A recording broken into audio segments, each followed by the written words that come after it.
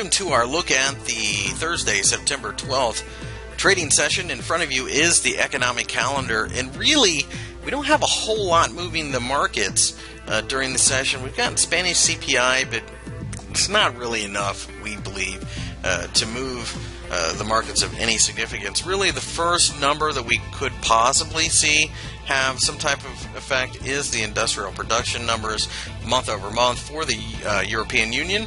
It is anticipated to be at 0.5%. We'll have to see how that plays out. Could affect the euro, possibly the DAX, the CAC, some other European indices. Looking at the rest of the calendar, a lot of Indian numbers. Then we get into the United States, where it's all the United States later in the day. With the United States, we have core retail sales month over month expected at 0.3%. This is a stock market moving event in our opinion, so we will be watching the NASDAQ, the S&P, the Dow Jones. We have Michigan consumer sentiment preliminary.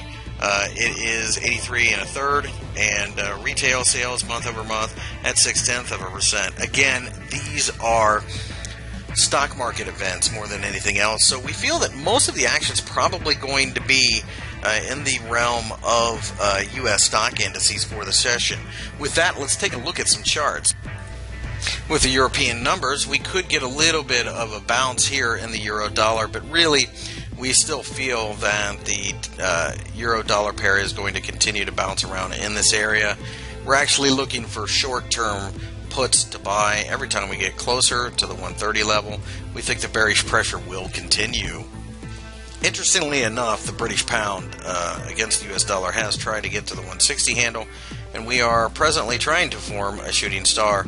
It's a very weak signal, and we feel that a break at the bottom of that shooting star gets people into the marketplace buying puts, as the market should head back down towards the 1.6050 level. We have no interest in buying this market right now, and we recognize that 165 above will be a barrier that would have to be overcome as well to even think about buying. This has been oversold, but really at this point in time, it's difficult to imagine that suddenly the market's going to reverse, especially as long as there are concerns about Scotland breaking away from the UK.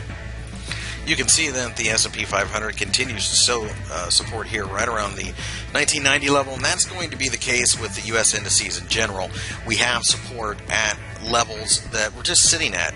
That could bring into play the economic numbers out of the United States for the session, and if they do in fact